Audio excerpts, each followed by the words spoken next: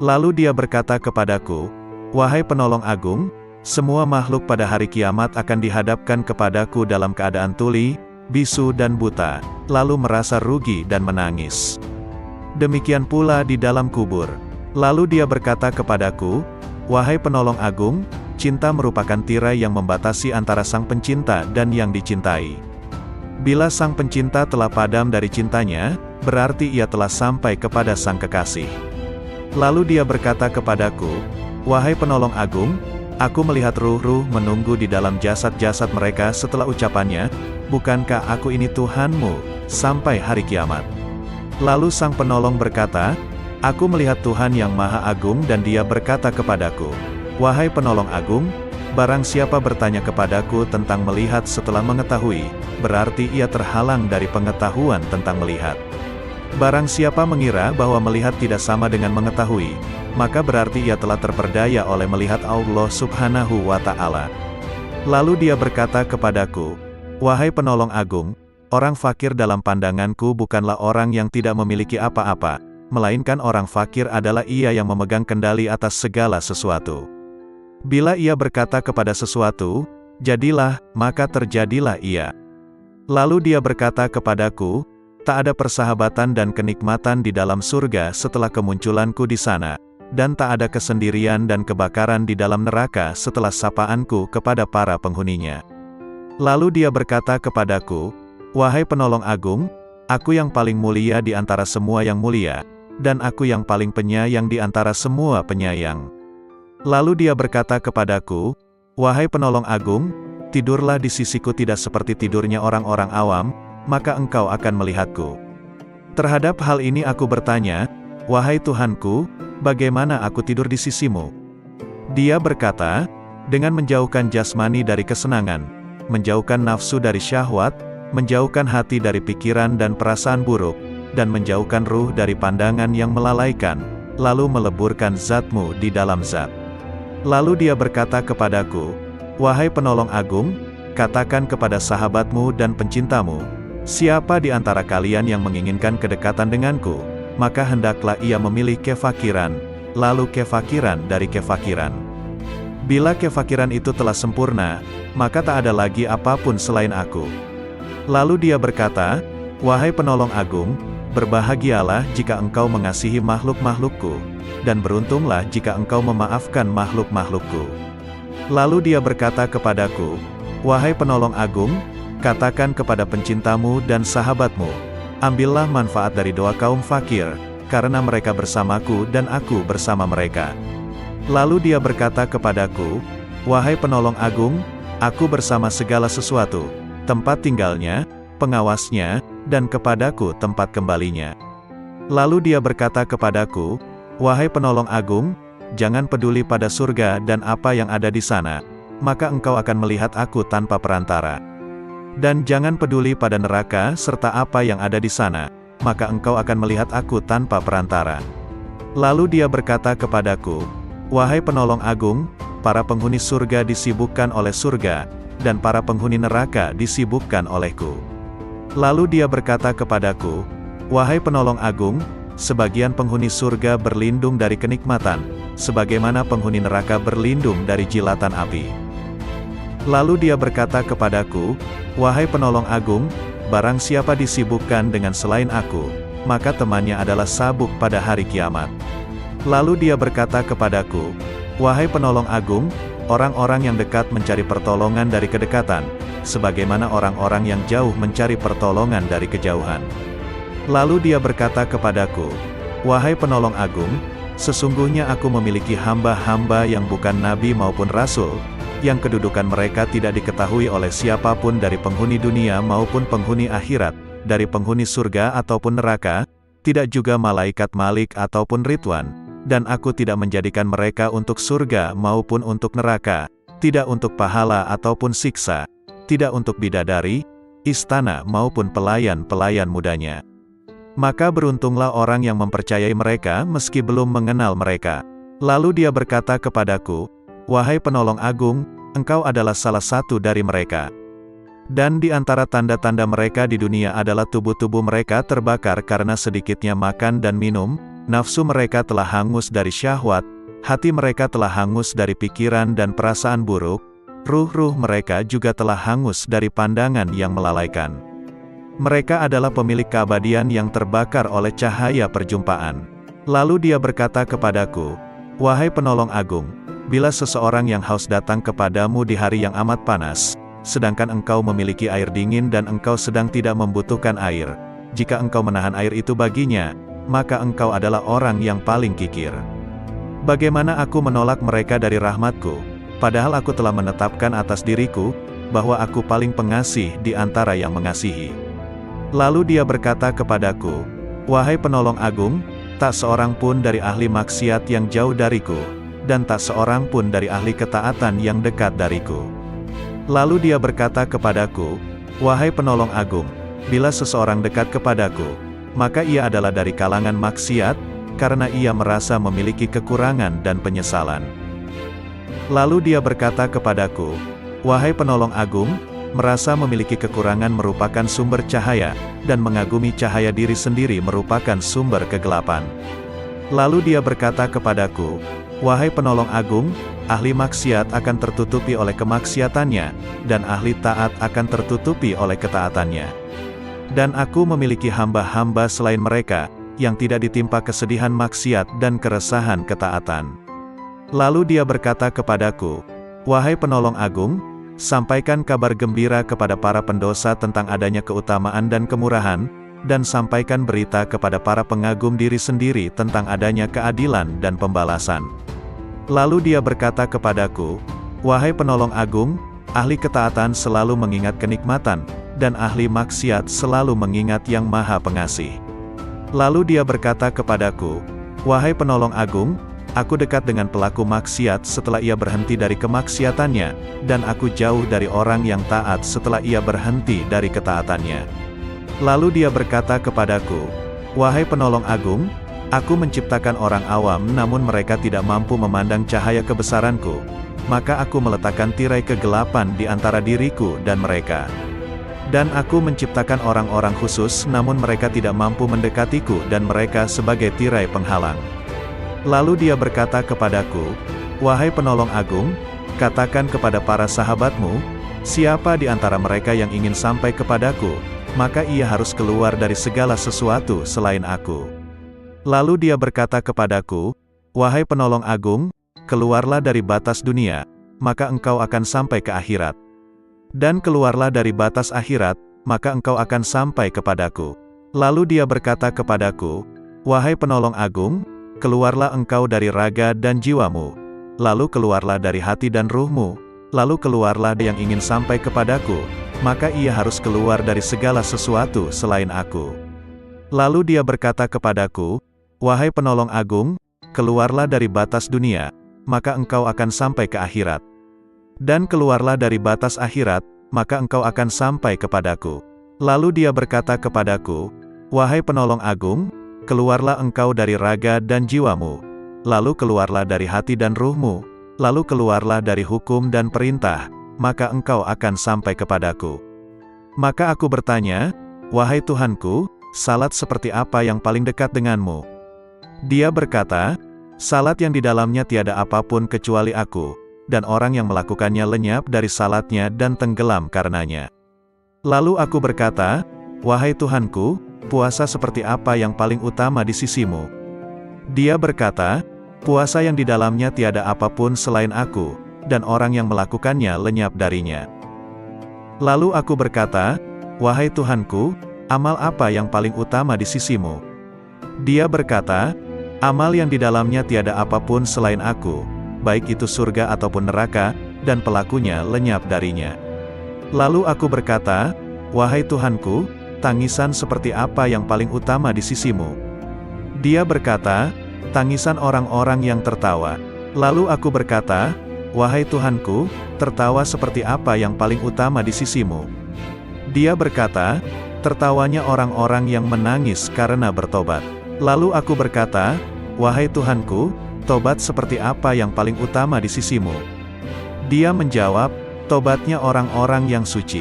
Lalu aku bertanya, "Wahai Tuhanku, kesucian seperti apa yang paling utama di sisimu?" Dia menjawab, kesucian orang-orang yang bertobat. Lalu dia berkata kepadaku, wahai penolong agung, pencari ilmu di mataku tidak mempunyai jalan kecuali setelah ia mengakui kebodohannya, karena jika ia tidak melepaskan ilmu yang ada padanya, ia akan menjadi setan. Berkatalah sang penolong agung, aku bertemu Tuhanku subhanahu wa ta'ala dan aku bertanya kepadanya, wahai Tuhan, apa makna kerinduan? Dia menjawab, wahai penolong agung, engkau mesti merindukanku dan mengosongkan hatimu dari selain aku. Lalu dia berkata kepadaku, wahai penolong agung, jika engkau mengerti bentuk kerinduan maka engkau harus lenyap dari kerinduan, karena ia merupakan penghalang antara si perindu dan yang dirindukan. Lalu dia berkata kepadaku, wahai penolong agung, bila engkau berniat melakukan tobat, maka pertama kali engkau harus bertobat dari nafsu, lalu mengeluarkan pikiran dan perasaan buruk dari hati dengan mengusir kegelisahan dosa, maka engkau akan sampai kepadaku. Dan hendaknya engkau bersabar, karena bila tidak bersabar berarti engkau hanya bermain-main belaka. Lalu dia berkata kepadaku, wahai penolong agung, bila engkau ingin memasuki wilayahku, maka hendaknya engkau tidak berpaling kepada alam mulk, alam malakut, maupun alam jabarut. Karena alam mulk adalah setannya orang berilmu, dan malakut adalah setannya ahli makrifat, dan jabarut adalah setannya orang yang sadar. Siapa yang puas dengan salah satu dari ketiganya, maka ia akan terusir dari sisiku. Dan dia berkata kepadaku, wahai penolong agung, perjuangan spiritual adalah salah satu lautan di samudera penyaksian dan telah dipilih oleh orang-orang yang sadar. Barang siapa hendak masuk ke samudera musyahadah, maka ia harus memilih mujahadah, karena mujahadah merupakan benih dari musyahadah dan musyahadah tanpa mujahadah adalah mustahil. Barang siapa telah memilih mujahadah, maka ia akan mengalami musyahadah, dikehendaki atau tidak dikehendaki. Dan dia berkata kepadaku, wahai penolong agung, para pencari jalan spiritual tidak dapat berjalan tanpa mujahadah, sebagaimana mereka tak dapat melakukannya tanpa aku. Dan dia berkata kepadaku, wahai penolong agung, sesungguhnya hamba yang paling kucintai adalah hamba yang mempunyai ayah dan anak tetapi hatinya kosong dari keduanya. Jika ayahnya meninggal, ia tidak sedih karenanya, dan jika anaknya pun meninggal, ia pun tidak gundah karenanya. Jika seorang hamba telah mencapai tingkat seperti ini, maka di sisiku tanpa ayah dan tanpa anak, dan tak ada bandingan baginya. Dan dia berkata kepadaku, wahai penolong agung, siapa yang tidak merasakan lenyapnya seorang ayah karena kecintaan kepadaku dan lenyapnya seorang anak karena kecintaan kepadaku, maka ia tak akan merasakan lezatnya kesendirian dan ketunggalan. Dia juga berkata kepadaku, wahai penolong agung, bila engkau ingin memandangku di setiap tempat, maka engkau harus memilih hati resah yang kosong dari selain aku. Lalu aku bertanya, Tuhanku, apa ilmunya ilmu itu? Dia menjawab, ilmunya ilmu adalah ketidaktahuan akan ilmu. Dan dia berkata kepadaku, wahai penolong agung, berbahagialah seorang hamba yang hatinya condong kepada mujahadah, dan celakalah bagi hamba yang hatinya condong kepada syahwat. Lalu aku bertanya kepada Tuhanku subhanahu wa ta'ala tentang Miraj. Dia berkata, Miraj adalah naik meninggalkan segala sesuatu kecuali aku, dan kesempurnaan Miraj adalah pandangan tidak berpaling dan tidak pula melampauinya. Lalu dia berkata kepadaku, wahai penolong agung, tidak ada salat bagi orang yang tidak melakukan miraj kepadaku. Lalu dia berkata kepadaku, wahai penolong agung, orang yang kehilangan salatnya adalah orang yang tidak miraj kepadaku.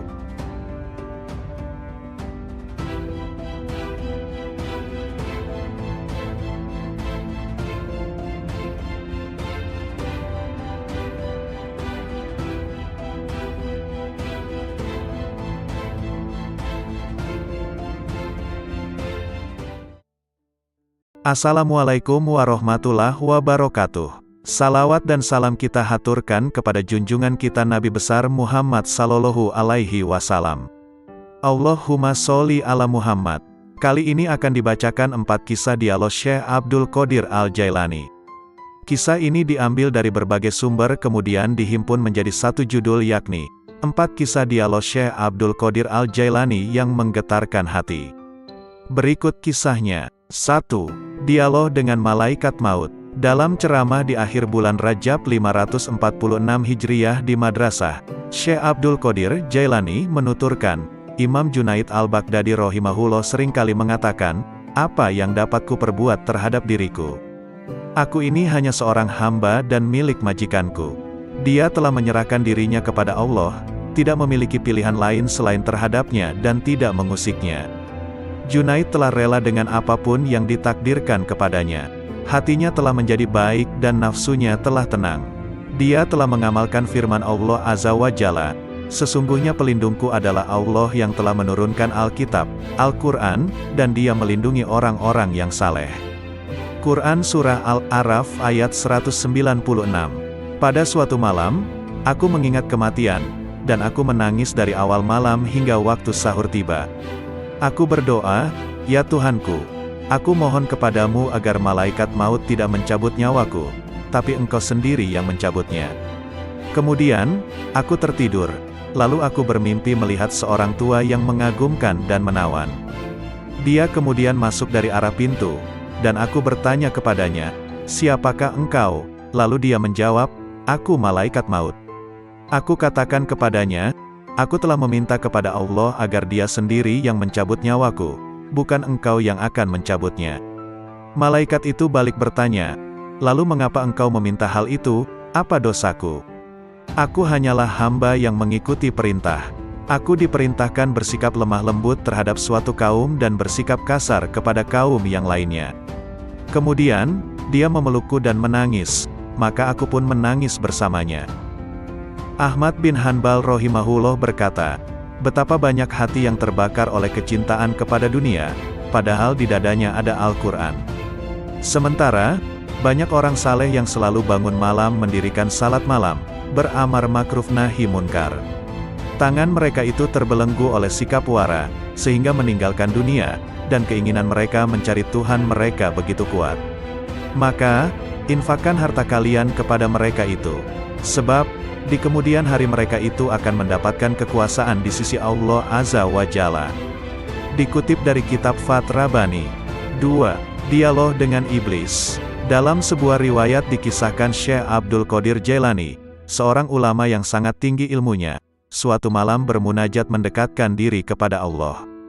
Tiba-tiba dari sudut atas mihrab muncul cahaya yang sangat menyilaukan. Dari arah cahaya tersebut terdengar suara, wahai Abdul Qadir, aku adalah Tuhanmu. Apa yang telah aku haramkan bagimu telah aku halalkan. Syekh Abdul Qadir tertegun mendengar suara tersebut. Setelah sadar dari kekagetannya, beliau berkata dalam hati, Muhammad Sallallahu Alaihi Wasallam adalah Nabi dan Rasulullah yang terakhir, maka tidak mungkin Allah Subhanahu wa Ta'ala akan mengubah syariatnya. Kemudian Abdul Qadir yakin bahwa cahaya yang datang itu bukan suara Tuhan melainkan iblis. Lalu beliau mengucapkan ta'awuz, auzubillahi minasyaitonirrajim. Tiba-tiba cahaya itu terbakar sambil berkata, sudah banyak orang yang telah aku perdayai, tetapi engkau luput dari tipu dayaku ini. 3. Dialog dengan pemabuk. Kisah ini diriwayatkan dari Syekh Abdul Qadir al-Jailani rahimahullah. Pada suatu saat, ketika Syekh Abdul Qadir bersama-sama santri-santrinya sedang berjalan melewati sebuah gang di kota Baghdad lama, tiba-tiba mereka bertemu dengan seorang pemabuk yang sedang terbaring di selokan di pinggir jalan. Pakaiannya kotor dan kumuh. Tanpa terduga, pemabuk itu menghentikan langkah rombongan Syekh Abdul Qadir al-Jailani dan santri-santrinya. Ia memanggil-manggil Syekh Abdul Qadir al-Jailani seraya berkata, wahai Abdul Qadir, Allah itu maha kuasa atau tidak? Sambil tersenyum ramah Syekh Abdul Qadir menjawab pertanyaan itu, tentu, Allah Maha Kuasa. Seolah tidak mendengar jawaban Syekh Abdul Qadir al-Jailani, pemabuk bertanya kembali, wahai Abdul Qadir, Allah itu Maha Kuasa atau tidak? Dengan tersenyum penuh kasih sayang, Syekh Abdul Qadir al-Jailani meladeni pertanyaan pemabuk itu, pasti, Allah adalah zat yang Maha Kuasa atas segalanya. Untuk yang ketiga kalinya, pemabuk itu mengajukan pertanyaan yang sama, wahai Abdul Qadir, Allah itu Maha Kuasa atau tidak? Di saat pertanyaan yang ketiga, tiba-tiba Syekh Abdul Qadir al-Jailani menangis terseduh. Beliau bersujud kepada Allah lalu berkata, demi Allah wahai saudaraku, Allah itu Maha Kuasa, Maha Kuasa, Maha Kuasa. Setelah itu, Syekh Abdul Qadir Al-Jailani memerintahkan kepada santri-santrinya untuk membawa pemabuk itu ke pondok dan memandikannya. Mereka juga diperintahkan untuk memuliakan dan melayaninya dengan sebaik-baiknya. Melihat sikap dan tindakan gurunya, santri-santri itu terkejut dan penasaran. Akhirnya, mereka memberanikan diri untuk bertanya tentang rahasia di balik pertanyaan-pertanyaan pemabuk itu. Syekh Abdul Qadir Al-Jailani mendengar pertanyaan santri-santrinya dengan sabar penuh perhatian. Beliau lalu berkata, "Anak-anakku, maksud pertanyaan pertama pemabuk itu adalah, apakah Allah Maha Kuasa menerima taubatku atau tidak?" Maka aku jawab, "Tentu, Allah Maha Kuasa untuk menerima taubatmu." Sedangkan, maksud pertanyaan yang kedua adalah, apakah Allah Maha Kuasa menjadikanku berada pada kedudukanmu? Maka aku menjawab, tentu, Allah Maha Kuasa untuk itu. Dan pada pertanyaan yang ketiga maksudnya, apakah Allah Maha Kuasa menjadikanmu berada pada kedudukanku? Pertanyaan ketiga inilah yang menyebabkanku menangis karena takut kepada Allah. Lalu aku jawab dengan hati tergetar, tentu, Allah Maha Kuasa, Maha Kuasa, Maha Kuasa. Pertanyaan itu pula yang mendorongku untuk bersujud dan berdoa kepada Allah agar tidak menjadikanku merasa aman terhadap rencana Allah. Semoga Allah memelihara kesehatanku dan menutupi aibku. 4. Dialog batiniyah dengan Allah. Dengan nama Allah yang Maha Pengasih lagi Maha Penyayang. Allah Subhanahu wa Ta'ala berkata, "Wahai penolong agung." Aku menjawab, "Aku mendengar panggilanmu, wahai Tuhannya si penolong." Dia berkata, "Setiap tahapan antara alam Na'asut dan alam Malakut adalah syariat, setiap tahapan antara alam Malakut dan Jabarut adalah tarekat, dan setiap tahapan antara alam Jabarut dan alam Lahut adalah hakikat." Lalu dia berkata kepadaku, "Wahai penolong agung, aku tidak pernah mewujudkan diriku dalam sesuatu sebagaimana perwujudanku dalam diri manusia." Lalu aku bertanya, "Wahai Tuhanku, apakah engkau memiliki tempat?" Maka dia berkata kepadaku, "Wahai penolong agung, akulah pencipta tempat, dan aku tidak memiliki tempat." Lalu aku bertanya, "Wahai Tuhanku, apakah engkau makan dan minum?" Maka dia berkata kepadaku, "Wahai penolong agung, makanan dan minuman kaum fakir adalah makanan dan minumanku." Lalu aku berkata, "Wahai Tuhanku, dari apa engkau ciptakan malaikat?" Dia berkata kepadaku, "Aku ciptakan malaikat dari cahaya manusia, dan aku ciptakan manusia dari cahayaku." Lalu dia berkata kepadaku, "Wahai penolong agung, aku jadikan manusia sebagai kendaraanku, dan aku jadikan seluruh isi alam sebagai kendaraan baginya." Lalu dia berkata kepadaku, "Wahai penolong agung, betapa indahnya aku sebagai pencari. Betapa indahnya manusia sebagai yang dicari. Betapa indahnya manusia sebagai pengendara, dan betapa indahnya alam sebagai kendaraan baginya." Lalu dia berkata kepadaku, "Wahai penolong agung, manusia adalah rahasiaku dan aku adalah rahasianya. Jika manusia menyadari kedudukannya di sisiku, maka ia akan berucap pada setiap hembusan nafasnya, 'Milik siapakah kekuasaan pada hari ini?' Lalu dia berkata kepadaku, 'Wahai penolong agung, tidaklah manusia makan sesuatu, atau minum sesuatu, dan tidaklah ia berdiri atau duduk, berbicara atau diam. Tidak pula ia melakukan suatu perbuatan, menuju sesuatu atau menjauhi sesuatu, kecuali aku ada di situ, bersemayam dalam dirinya dan menggerakkannya.' Lalu dia berkata kepadaku, 'Wahai penolong agung, tubuh manusia, jiwanya, hatinya, ruhnya, pendengarannya, penglihatannya, tangannya, kakinya, dan lidahnya, semua itu aku persembahkan kepadanya oleh diriku, untuk diriku. Dia tak lain adalah aku, dan aku bukanlah selain dia.' Lalu dia berkata kepadaku, 'Wahai penolong agung, jika engkau melihat seseorang terbakar oleh api kefakiran dan hancur karena banyaknya kebutuhan, maka dekatilah ia, karena tidak ada penghalang antara diriku dan dirinya.' Lalu dia berkata kepadaku, 'Wahai penolong agung, janganlah engkau makan sesuatu atau minum sesuatu dan janganlah engkau tidur, kecuali dengan kehadiran hati yang sadar dan mata yang awas.' Lalu dia berkata kepadaku, 'Wahai penolong agung, barang siapa terhalang dari perjalananku di dalam batin, maka ia akan diuji dengan perjalanan lahir, dan ia tidak akan semakin dekat dariku melainkan justru semakin menjauh dalam perjalanan batin. Lalu dia berkata kepadaku, "Wahai penolong agung, kemanunggalan ruhani merupakan keadaan yang tak dapat diungkapkan dengan kata-kata. Siapa yang percaya dengannya sebelum mengalaminya sendiri, maka ia telah kafir. Dan barang siapa menginginkan ibadah setelah mencapai keadaan wusyul, maka ia telah menyekutukan Allah Subhanahu wa Ta'ala." Lalu dia berkata kepadaku, "Wahai penolong agung, barang siapa memperoleh kebahagiaan azali, maka selamat atasnya, dia tidak akan terhina selamanya. Dan barang siapa memperoleh kesengsaraan azali, maka celaka baginya, dia tidak akan diterima sama sekali setelah itu." Lalu dia berkata kepadaku, "Wahai penolong agung, aku jadikan kefakiran dan kebutuhan sebagai kendaraan manusia. Barang siapa menaikinya, maka ia telah sampai di tempatnya sebelum menyeberangi gurun dan lembah."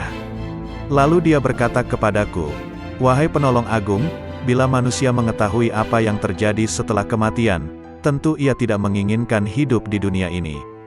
Dan ia akan berkata di setiap saat dan kesempatan, 'Tuhan, matikan aku.'" Lalu dia berkata kepadaku, "Wahai penolong agung, semua makhluk pada hari kiamat akan dihadapkan kepadaku dalam keadaan tuli, bisu dan buta, lalu merasa rugi dan menangis. Demikian pula di dalam kubur." Lalu dia berkata kepadaku, "Wahai penolong agung, cinta merupakan tirai yang membatasi antara sang pencinta dan yang dicintai. Bila sang pencinta telah padam dari cintanya, berarti ia telah sampai kepada sang kekasih." Lalu dia berkata kepadaku, "Wahai penolong agung, aku melihat ruh-ruh menunggu di dalam jasad-jasad mereka setelah ucapannya, 'Bukankah aku ini Tuhanmu, sampai hari kiamat?' Lalu sang penolong berkata, 'Aku melihat Tuhan yang Maha Agung,' dan dia berkata kepadaku, 'Wahai penolong agung, barang siapa bertanya kepadaku tentang melihat setelah mengetahui, berarti ia terhalang dari pengetahuan tentang melihat. Barang siapa mengira bahwa melihat tidak sama dengan mengetahui, maka berarti ia telah terperdaya oleh melihat Allah Subhanahu wa Ta'ala.' Lalu dia berkata kepadaku, 'Wahai penolong agung, orang fakir dalam pandanganku bukanlah orang yang tidak memiliki apa-apa, melainkan orang fakir adalah ia yang memegang kendali atas segala sesuatu. Bila ia berkata kepada sesuatu, 'Jadilah,' maka terjadilah ia. Lalu dia berkata kepadaku, 'Tak ada persahabatan dan kenikmatan di dalam surga setelah kemunculanku di sana, dan tak ada kesendirian dan kebakaran di dalam neraka setelah sapaanku kepada para penghuninya.' Lalu dia berkata kepadaku, 'Wahai penolong agung, aku yang paling mulia di antara semua yang mulia, dan aku yang paling penyayang di antara semua penyayang.' Lalu dia berkata kepadaku, 'Wahai penolong agung, tidurlah di sisiku tidak seperti tidurnya orang-orang awam, maka engkau akan melihatku.' Terhadap hal ini aku bertanya, 'Wahai Tuhanku, dan nafsu dari syahwat, menjauhkan hati dari pikiran dan perasaan buruk, dan menjauhkan ruh dari pandangan yang melalaikan, lalu meleburkan zatmu di dalam zat.' Lalu dia berkata kepadaku, 'Wahai penolong agung, katakan kepada sahabatmu dan pencintamu, siapa di antara kalian yang menginginkan kedekatan denganku, maka hendaklah ia memilih kefakiran, lalu kefakiran dari kefakiran. Bila kefakiran itu telah sempurna, maka tak ada lagi apapun selain aku.' Lalu dia berkata, 'Wahai penolong agung, berbahagialah jika engkau mengasihi makhluk-makhlukku, dan beruntunglah jika engkau memaafkan makhluk-makhlukku.' Lalu dia berkata kepadaku, 'Wahai penolong agung, katakan kepada pencintamu dan sahabatmu, ambillah manfaat dari doa kaum fakir, karena mereka bersamaku dan aku bersama mereka.' Lalu dia berkata kepadaku, 'Wahai penolong agung, aku bersama segala sesuatu, tempat tinggalnya, pengawasnya, dan kepadaku tempat kembalinya.' Lalu dia berkata kepadaku, 'Wahai penolong agung, jangan peduli pada surga dan apa yang ada di sana, maka engkau akan melihat aku tanpa perantara. Dan jangan peduli pada neraka serta apa yang ada di sana, maka engkau akan melihat aku tanpa perantara.' Lalu dia berkata kepadaku, 'Wahai penolong agung, para penghuni surga disibukkan oleh surga, dan para penghuni neraka disibukkan olehku.' Lalu dia berkata kepadaku, 'Wahai penolong agung, sebagian penghuni surga berlindung dari kenikmatan, sebagaimana penghuni neraka berlindung dari jilatan api. Lalu dia berkata kepadaku, "Wahai penolong agung, barang siapa disibukkan dengan selain aku, maka temannya adalah sabuk pada hari kiamat." Lalu dia berkata kepadaku, "Wahai penolong agung, orang-orang yang dekat mencari pertolongan dari kedekatan, sebagaimana orang-orang yang jauh mencari pertolongan dari kejauhan." Lalu dia berkata kepadaku, "Wahai penolong agung, sesungguhnya aku memiliki hamba-hamba yang bukan nabi maupun rasul, yang kedudukan mereka tidak diketahui oleh siapapun dari penghuni dunia maupun penghuni akhirat, dari penghuni surga ataupun neraka, tidak juga malaikat Malik ataupun Ridwan, dan aku tidak menjadikan mereka untuk surga maupun untuk neraka, tidak untuk pahala ataupun siksa, tidak untuk bidadari, istana maupun pelayan-pelayan mudanya. Maka beruntunglah orang yang mempercayai mereka meski belum mengenal mereka." Lalu dia berkata kepadaku, "Wahai penolong agung, engkau adalah salah satu dari mereka. Dan di antara tanda-tanda mereka di dunia adalah tubuh-tubuh mereka terbakar karena sedikitnya makan dan minum, nafsu mereka telah hangus dari syahwat, hati mereka telah hangus dari pikiran dan perasaan buruk, ruh-ruh mereka juga telah hangus dari pandangan yang melalaikan. Mereka adalah pemilik keabadian yang terbakar oleh cahaya perjumpaan." Lalu dia berkata kepadaku, "Wahai penolong agung, bila seseorang yang haus datang kepadamu di hari yang amat panas, sedangkan engkau memiliki air dingin dan engkau sedang tidak membutuhkan air, jika engkau menahan air itu baginya, maka engkau adalah orang yang paling kikir. Bagaimana aku menolak mereka dari rahmatku, padahal aku telah menetapkan atas diriku, bahwa aku paling pengasih di antara yang mengasihi." Lalu dia berkata kepadaku, "Wahai penolong agung, tak seorang pun dari ahli maksiat yang jauh dariku, dan tak seorang pun dari ahli ketaatan yang dekat dariku." Lalu dia berkata kepadaku, "Wahai penolong agung, bila seseorang dekat kepadaku, maka ia adalah dari kalangan maksiat, karena ia merasa memiliki kekurangan dan penyesalan." Lalu dia berkata kepadaku, "Wahai penolong agung, merasa memiliki kekurangan merupakan sumber cahaya, dan mengagumi cahaya diri sendiri merupakan sumber kegelapan." Lalu dia berkata kepadaku, "Wahai penolong agung, ahli maksiat akan tertutupi oleh kemaksiatannya, dan ahli taat akan tertutupi oleh ketaatannya. Dan aku memiliki hamba-hamba selain mereka, yang tidak ditimpa kesedihan maksiat dan keresahan ketaatan." Lalu dia berkata kepadaku, "Wahai penolong agung, sampaikan kabar gembira kepada para pendosa tentang adanya keutamaan dan kemurahan, dan sampaikan berita kepada para pengagum diri sendiri tentang adanya keadilan dan pembalasan." Lalu dia berkata kepadaku, "Wahai penolong agung, ahli ketaatan selalu mengingat kenikmatan, dan ahli maksiat selalu mengingat yang maha pengasih." Lalu dia berkata kepadaku, "Wahai penolong agung, aku dekat dengan pelaku maksiat setelah ia berhenti dari kemaksiatannya, dan aku jauh dari orang yang taat setelah ia berhenti dari ketaatannya."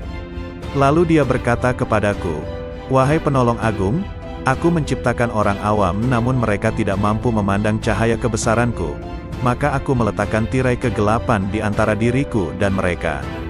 Dan aku menciptakan orang-orang khusus namun mereka tidak mampu mendekatiku dan mereka sebagai tirai penghalang."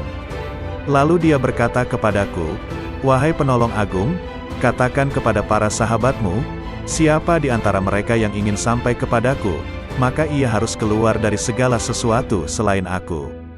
Lalu dia berkata kepadaku, "Wahai penolong agung, keluarlah dari batas dunia, maka engkau akan sampai ke akhirat. Dan keluarlah dari batas akhirat, maka engkau akan sampai kepadaku." Lalu dia berkata kepadaku, "Wahai penolong agung, keluarlah engkau dari raga dan jiwamu, lalu keluarlah dari hati dan ruhmu, lalu keluarlah dari hukum dan perintah, maka engkau akan sampai kepadaku." Maka aku bertanya, "Wahai Tuhanku, salat seperti apa yang paling dekat denganmu?" Dia berkata, "Salat yang di dalamnya tiada apapun kecuali aku, dan orang yang melakukannya lenyap dari salatnya dan tenggelam karenanya." Lalu aku berkata, "Wahai Tuhanku, puasa seperti apa yang paling utama di sisimu?" Dia berkata, "Puasa yang di dalamnya tiada apapun selain aku, dan orang yang melakukannya lenyap darinya." Lalu aku berkata, "Wahai Tuhanku, amal apa yang paling utama di sisimu?" Dia berkata, Amal yang di dalamnya tiada apapun selain aku, baik itu surga ataupun neraka, dan pelakunya lenyap darinya. Lalu aku berkata, wahai Tuhanku, tangisan seperti apa yang paling utama di sisimu? Dia berkata, tangisan orang-orang yang tertawa. Lalu aku berkata, wahai Tuhanku, tertawa seperti apa yang paling utama di sisimu? Dia berkata, tertawanya orang-orang yang menangis karena bertobat. Lalu aku berkata, wahai Tuhanku, tobat seperti apa yang paling utama di sisimu? Dia menjawab, tobatnya orang-orang yang suci. Lalu aku bertanya, wahai Tuhanku, kesucian seperti apa yang paling utama di sisimu? Dia menjawab, kesucian orang-orang yang bertobat. Lalu dia berkata kepadaku, wahai penolong agung, pencari ilmu di mataku tidak mempunyai jalan kecuali setelah ia mengakui kebodohannya, karena jika ia tidak melepaskan ilmu yang ada padanya, ia akan menjadi setan. Berkatalah sang penolong agung, aku bertemu Tuhanku subhanahu wa ta'ala dan aku bertanya kepadanya, wahai Tuhan, apa makna kerinduan? Dia menjawab, wahai penolong agung, engkau mesti merindukanku dan mengosongkan hatimu dari selain aku. Lalu dia berkata kepadaku, wahai penolong agung, jika engkau mengerti bentuk kerinduan maka engkau harus lenyap dari kerinduan, karena ia merupakan penghalang antara si perindu dan yang dirindukan. Lalu dia berkata kepadaku, wahai penolong agung, bila engkau berniat melakukan tobat, maka pertama kali engkau harus bertobat dari nafsu, lalu mengeluarkan pikiran dan perasaan buruk dari hati dengan mengusir kegelisahan dosa, maka engkau akan sampai kepadaku. Dan hendaknya engkau bersabar, karena bila tidak bersabar berarti engkau hanya bermain-main belaka. Lalu dia berkata kepadaku, wahai penolong agung, bila engkau ingin memasuki wilayahku, maka hendaknya engkau tidak berpaling kepada alam mulk, alam malakut, maupun alam jabarut. Karena alam mulk adalah setannya orang berilmu, dan malakut adalah setannya ahli makrifat, dan jabarut adalah setannya orang yang sadar. Siapa yang puas dengan salah satu dari ketiganya, maka ia akan terusir dari sisiku. Dan dia berkata kepadaku, wahai penolong agung, perjuangan spiritual adalah salah satu lautan di samudera penyaksian dan telah dipilih oleh orang-orang yang sadar. Barang siapa hendak masuk ke samudera musyahadah, maka ia harus memilih mujahadah, karena mujahadah merupakan benih dari musyahadah dan musyahadah tanpa mujahadah adalah mustahil. Barang siapa telah memilih mujahadah, maka ia akan mengalami musyahadah, dikehendaki atau tidak dikehendaki. Dan dia berkata kepadaku, wahai penolong agung, para pencari jalan spiritual tidak dapat berjalan tanpa mujahadah, sebagaimana mereka tak dapat melakukannya tanpa aku. Dan dia berkata kepadaku, wahai penolong agung, sesungguhnya hamba yang paling kucintai adalah hamba yang mempunyai ayah dan anak tetapi hatinya kosong dari keduanya. Jika ayahnya meninggal, ia tidak sedih karenanya, dan jika anaknya pun meninggal, ia pun tidak gundah karenanya.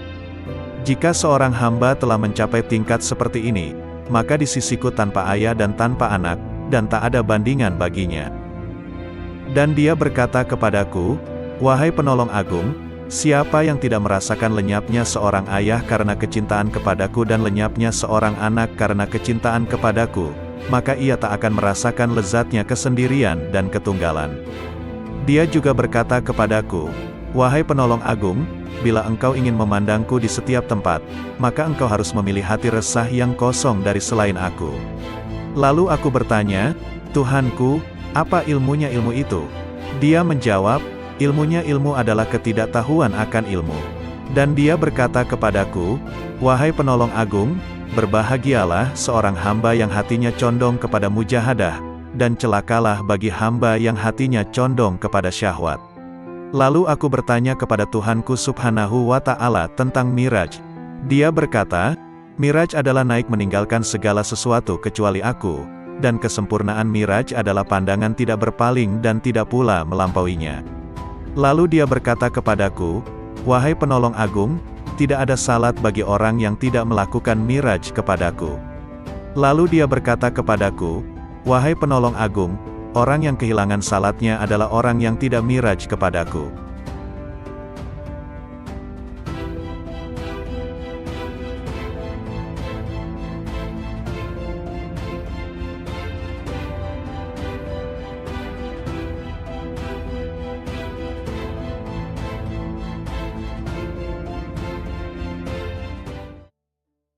Assalamualaikum warahmatullahi wabarakatuh. Salawat dan salam kita haturkan kepada junjungan kita Nabi besar Muhammad sallallahu alaihi wasallam.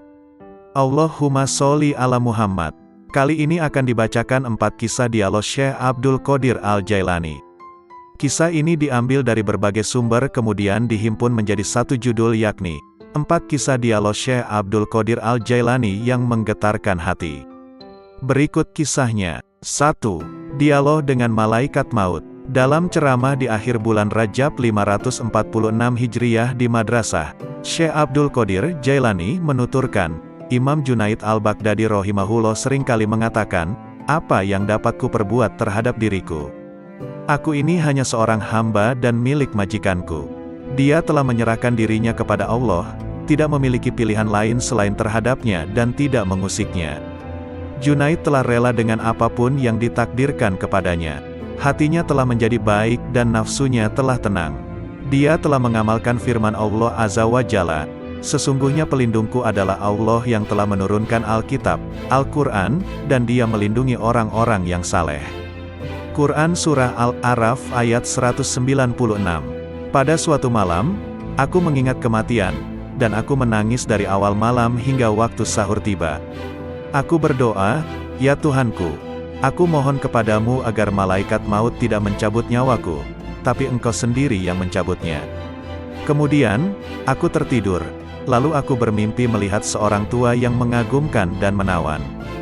Dia kemudian masuk dari arah pintu, dan aku bertanya kepadanya, siapakah engkau? Lalu dia menjawab, aku malaikat maut.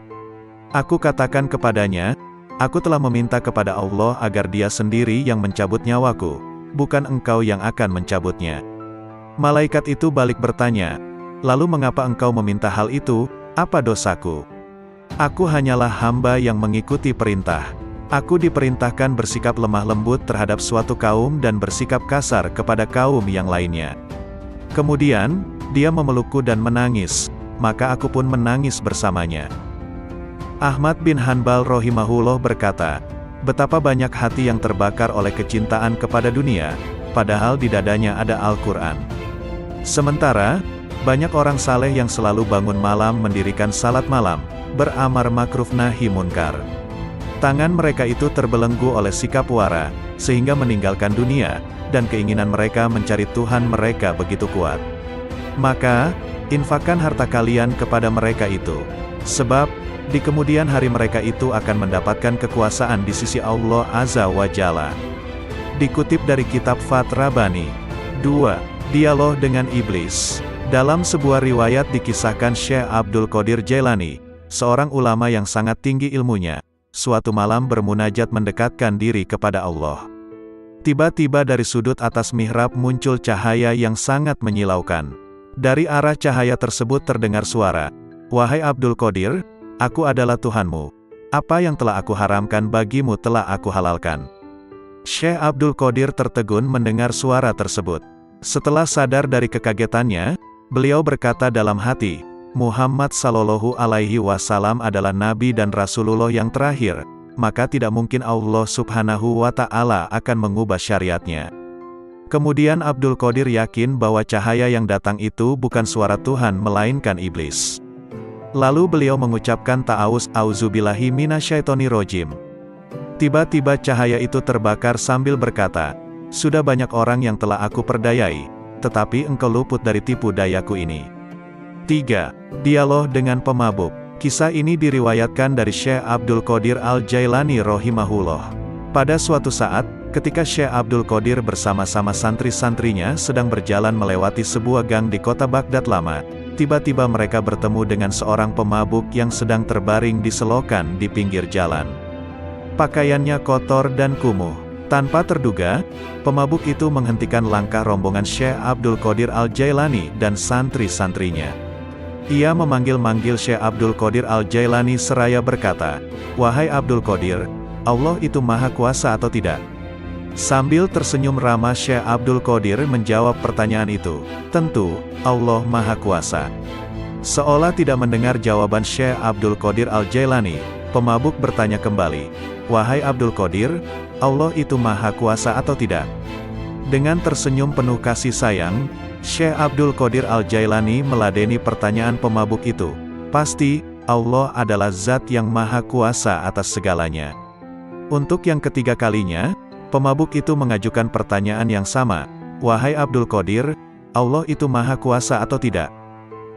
Di saat pertanyaan yang ketiga, tiba-tiba Syekh Abdul Qadir Al-Jailani menangis terseduh. Beliau bersujud kepada Allah lalu berkata, "Demi Allah wahai saudaraku, Allah itu maha kuasa, maha kuasa, maha kuasa." Setelah itu, Syekh Abdul Qadir Al-Jailani memerintahkan kepada santri-santrinya untuk membawa pemabuk itu ke pondok dan memandikannya. Mereka juga diperintahkan untuk memuliakan dan melayaninya dengan sebaik-baiknya. Melihat sikap dan tindakan gurunya, santri-santri itu terkejut dan penasaran. Akhirnya, mereka memberanikan diri untuk bertanya tentang rahasia di balik pertanyaan-pertanyaan pemabuk itu. Syekh Abdul Qadir Al-Jailani mendengar pertanyaan santri-santrinya dengan sabar penuh perhatian. Beliau lalu berkata, "Anak-anakku, maksud pertanyaan pertama pemabuk itu adalah, apakah Allah Maha Kuasa menerima taubatku atau tidak?" Maka aku jawab, "Tentu, Allah Maha Kuasa untuk menerima taubatmu." Sedangkan, maksud pertanyaan yang kedua adalah, apakah Allah Maha Kuasa menjadikanku berada pada kedudukanmu? Maka aku menjawab, tentu, Allah Maha Kuasa untuk itu. Dan pada pertanyaan yang ketiga maksudnya, apakah Allah Maha Kuasa menjadikanmu berada pada kedudukanku? Pertanyaan ketiga inilah yang menyebabkanku menangis karena takut kepada Allah. Lalu aku jawab dengan hati tergetar, tentu, Allah Maha Kuasa, Maha Kuasa, Maha Kuasa. Pertanyaan itu pula yang mendorongku untuk bersujud dan berdoa kepada Allah agar tidak menjadikanku merasa aman terhadap rencana Allah. Semoga Allah memelihara kesehatanku dan menutupi aibku. 4. Dialog batiniah dengan Allah. Dengan nama Allah yang Maha Pengasih lagi Maha Penyayang. Allah Subhanahu wa Ta'ala berkata, "Wahai penolong agung." Aku menjawab, "Aku mendengar panggilanmu, wahai Tuhannya si penolong."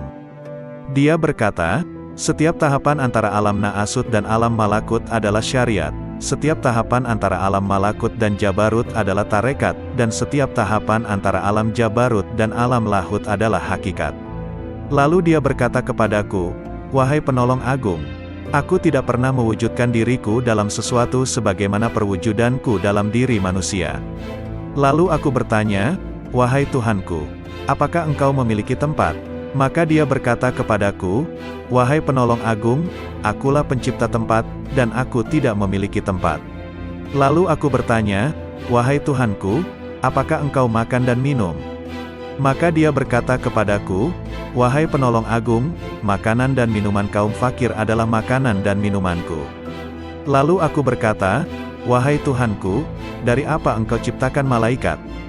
Dia berkata kepadaku, "Aku ciptakan malaikat dari cahaya manusia, dan aku ciptakan manusia dari cahayaku." Lalu dia berkata kepadaku, "Wahai penolong agung, aku jadikan manusia sebagai kendaraanku, dan aku jadikan seluruh isi alam sebagai kendaraan baginya." Lalu dia berkata kepadaku, "Wahai penolong agung, betapa indahnya aku sebagai pencari. Betapa indahnya manusia sebagai yang dicari. Betapa indahnya manusia sebagai pengendara, dan betapa indahnya alam sebagai kendaraan baginya." Lalu dia berkata kepadaku, "Wahai penolong agung, manusia adalah rahasiaku dan aku adalah rahasianya. Jika manusia menyadari kedudukannya di sisiku, maka ia akan berucap pada setiap hembusan nafasnya, 'Milik siapakah kekuasaan pada hari ini?' Lalu dia berkata kepadaku, 'Wahai penolong agung, katakan kepada sahabatmu dan pencintamu, siapa di antara kalian yang menginginkan kedekatan denganku, maka hendaklah ia memilih kefakiran, lalu kefakiran dari kefakiran. Bila kefakiran itu telah sempurna, maka tak ada lagi apapun selain aku." Lalu dia berkata, "Wahai penolong agung, berbahagialah jika engkau mengasihi makhluk-makhlukku, dan beruntunglah jika engkau memaafkan makhluk-makhlukku." Lalu dia berkata kepadaku, "Wahai penolong agung, katakan kepada pencintamu dan sahabatmu, ambillah manfaat dari doa kaum fakir, karena mereka bersamaku dan aku bersama mereka."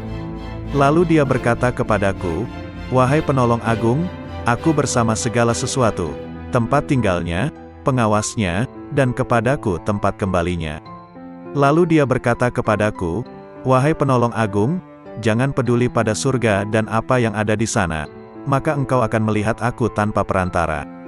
Dan jangan peduli pada neraka serta apa yang ada di sana, maka engkau akan melihat aku tanpa perantara. Lalu dia berkata kepadaku, wahai penolong agung, para penghuni surga disibukkan oleh surga, dan para penghuni neraka disibukkan olehku. Lalu dia berkata kepadaku, wahai penolong agung, sebagian penghuni surga berlindung dari kenikmatan, sebagaimana penghuni neraka berlindung dari jilatan api. Lalu dia berkata kepadaku, wahai penolong agung, barang siapa disibukkan dengan selain aku, maka temannya adalah sabuk pada hari kiamat. Lalu dia berkata kepadaku, wahai penolong agung, orang-orang yang dekat mencari pertolongan dari kedekatan, sebagaimana orang-orang yang jauh mencari pertolongan dari kejauhan. Lalu dia berkata kepadaku, wahai penolong agung, sesungguhnya aku memiliki hamba-hamba yang bukan nabi maupun rasul, yang kedudukan mereka tidak diketahui oleh siapapun dari penghuni dunia maupun penghuni akhirat, dari penghuni surga ataupun neraka, tidak juga malaikat Malik ataupun Ridwan, dan aku tidak menjadikan mereka untuk surga maupun untuk neraka, tidak untuk pahala ataupun siksa, tidak untuk bidadari, istana maupun pelayan-pelayan mudanya. Maka beruntunglah orang yang mempercayai mereka meski belum mengenal mereka. Lalu dia berkata kepadaku, wahai penolong agung, engkau adalah salah satu dari mereka. Dan di antara tanda-tanda mereka di dunia adalah tubuh-tubuh mereka terbakar karena sedikitnya makan dan minum, nafsu mereka telah hangus dari syahwat, hati mereka telah hangus dari pikiran dan perasaan buruk, ruh-ruh mereka juga telah hangus dari pandangan yang melalaikan. Mereka adalah pemilik keabadian yang terbakar oleh cahaya perjumpaan. Lalu dia berkata kepadaku, wahai penolong agung, bila seseorang yang haus datang kepadamu di hari yang amat panas, sedangkan engkau memiliki air dingin dan engkau sedang tidak membutuhkan air, jika engkau menahan air itu baginya, maka engkau adalah orang yang paling kikir. Bagaimana aku menolak mereka dari rahmatku, padahal aku telah menetapkan atas diriku, bahwa aku paling pengasih di antara yang mengasihi. Lalu dia berkata kepadaku, wahai penolong agung, tak seorang pun dari ahli maksiat yang jauh dariku, dan tak seorang pun dari ahli ketaatan yang dekat dariku. Lalu dia berkata kepadaku, wahai penolong agung, bila seseorang dekat kepadaku, maka ia adalah dari kalangan maksiat, karena ia merasa memiliki kekurangan dan penyesalan. Lalu dia berkata kepadaku, wahai penolong agung, merasa memiliki kekurangan merupakan sumber cahaya, dan mengagumi cahaya diri sendiri merupakan sumber kegelapan. Lalu dia berkata kepadaku, wahai penolong agung, ahli maksiat akan tertutupi oleh kemaksiatannya, dan ahli taat akan tertutupi oleh ketaatannya. Dan aku memiliki hamba-hamba selain mereka, yang tidak ditimpa kesedihan maksiat dan keresahan ketaatan. Lalu dia berkata kepadaku, wahai penolong agung, sampaikan kabar gembira kepada para pendosa tentang adanya keutamaan dan kemurahan, dan sampaikan berita kepada para pengagum diri sendiri tentang adanya keadilan dan pembalasan. Lalu dia berkata kepadaku, wahai penolong agung, ahli ketaatan selalu mengingat kenikmatan, dan ahli maksiat selalu mengingat yang maha pengasih. Lalu dia berkata kepadaku, wahai penolong agung, aku dekat dengan pelaku maksiat setelah ia berhenti dari kemaksiatannya, dan aku jauh dari orang yang taat setelah ia berhenti dari ketaatannya. Lalu dia berkata kepadaku, wahai penolong agung, aku menciptakan orang awam namun mereka tidak mampu memandang cahaya kebesaranku, maka aku meletakkan tirai kegelapan di antara diriku dan mereka. Dan aku menciptakan orang-orang khusus namun mereka tidak mampu mendekatiku dan mereka sebagai tirai penghalang. Lalu dia berkata kepadaku, wahai penolong agung, katakan kepada para sahabatmu, siapa di antara mereka yang ingin sampai kepadaku, maka ia harus keluar dari segala sesuatu selain aku. Lalu dia berkata kepadaku, wahai penolong agung, keluarlah dari batas dunia, maka engkau akan sampai ke akhirat. Dan keluarlah dari batas akhirat, maka engkau akan sampai kepadaku. Lalu dia berkata kepadaku, wahai penolong agung, keluarlah engkau dari raga dan jiwamu, lalu keluarlah dari hati dan ruhmu, lalu keluarlah dari hukum dan perintah, maka engkau akan sampai kepadaku. Maka aku bertanya, wahai Tuhanku, salat seperti apa yang paling dekat denganmu? Dia berkata, salat yang di dalamnya tiada apapun kecuali aku, dan orang yang melakukannya lenyap dari salatnya dan tenggelam karenanya. Lalu aku berkata, wahai Tuhanku, puasa seperti apa yang paling utama di sisimu? Dia berkata, puasa yang di dalamnya tiada apapun selain aku, dan orang yang melakukannya lenyap darinya. Lalu aku berkata, wahai Tuhanku, amal apa yang paling utama di sisimu? Dia berkata, amal yang di dalamnya tiada apapun selain aku, baik itu surga ataupun neraka, dan pelakunya lenyap darinya. Lalu aku berkata, wahai Tuhanku, tangisan seperti apa yang paling utama di sisimu? Dia berkata, tangisan orang-orang yang tertawa. Lalu aku berkata, wahai Tuhanku, tertawa seperti apa yang paling utama di sisimu? Dia berkata, tertawanya orang-orang yang menangis karena bertobat. Lalu aku berkata, wahai Tuhanku, tobat seperti apa yang paling utama di sisimu? Dia menjawab, tobatnya orang-orang yang suci. Lalu aku bertanya, wahai Tuhanku, kesucian seperti apa yang paling utama di sisimu? Dia menjawab, kesucian orang-orang yang bertobat. Lalu dia berkata kepadaku, wahai penolong agung, pencari ilmu di mataku tidak mempunyai jalan kecuali setelah ia mengakui kebodohannya, karena jika ia tidak melepaskan ilmu yang ada padanya, ia akan menjadi setan. Berkatalah sang penolong agung, aku bertemu Tuhanku subhanahu wa ta'ala dan aku bertanya kepadanya, wahai Tuhan, apa makna kerinduan? Dia menjawab, wahai penolong agung, engkau mesti merindukanku dan mengosongkan hatimu dari selain aku. Lalu dia berkata kepadaku, wahai penolong agung, jika engkau mengerti bentuk kerinduan maka engkau harus lenyap dari kerinduan, karena ia merupakan penghalang antara si perindu dan yang dirindukan. Lalu dia berkata kepadaku, wahai penolong agung, bila engkau berniat melakukan tobat, maka pertama kali engkau harus bertobat dari nafsu, lalu mengeluarkan pikiran dan perasaan buruk dari hati dengan mengusir kegelisahan dosa, maka engkau akan sampai kepadaku. Dan hendaknya engkau bersabar, karena bila tidak bersabar berarti engkau hanya bermain-main belaka. Lalu dia berkata kepadaku, wahai penolong agung, bila engkau ingin memasuki wilayahku, maka hendaknya engkau tidak berpaling kepada alam mulk, alam malakut, maupun alam jabarut. Karena alam mulk adalah setannya orang berilmu, dan malakut adalah setannya ahli makrifat, dan jabarut adalah setannya orang yang sadar. Siapa yang puas dengan salah satu dari ketiganya, maka ia akan terusir dari sisiku. Dan dia berkata kepadaku, wahai penolong agung, perjuangan spiritual adalah salah satu lautan di samudera penyaksian dan telah dipilih oleh orang-orang yang sadar.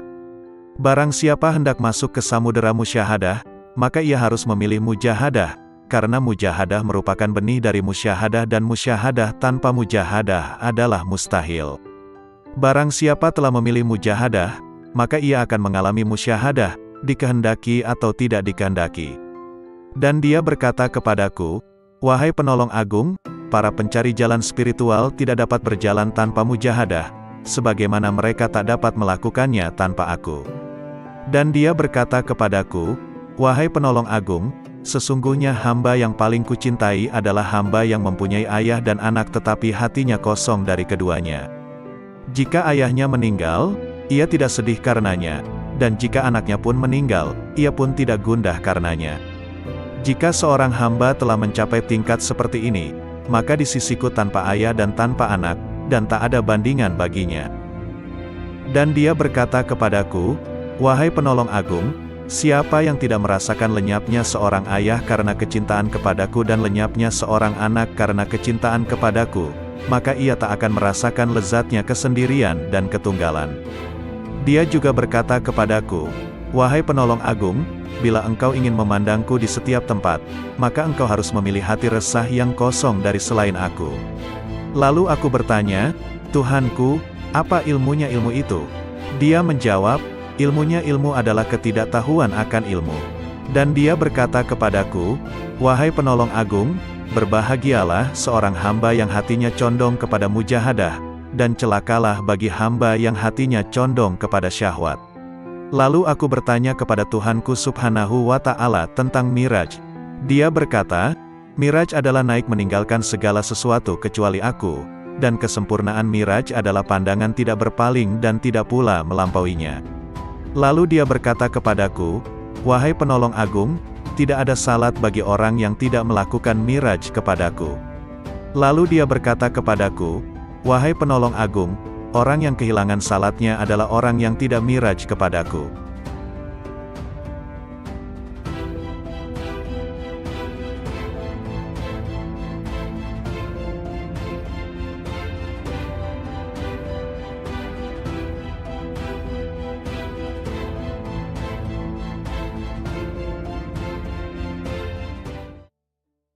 Assalamualaikum warahmatullahi wabarakatuh. Salawat dan salam kita haturkan kepada junjungan kita Nabi besar Muhammad sallallahu alaihi wasallam. Allahumma sholli ala Muhammad. Kali ini akan dibacakan 4 kisah dialog Syekh Abdul Qadir Al-Jailani.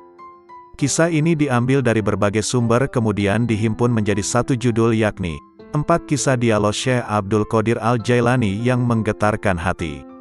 Berikut kisahnya. 1. Dialog dengan Malaikat Maut.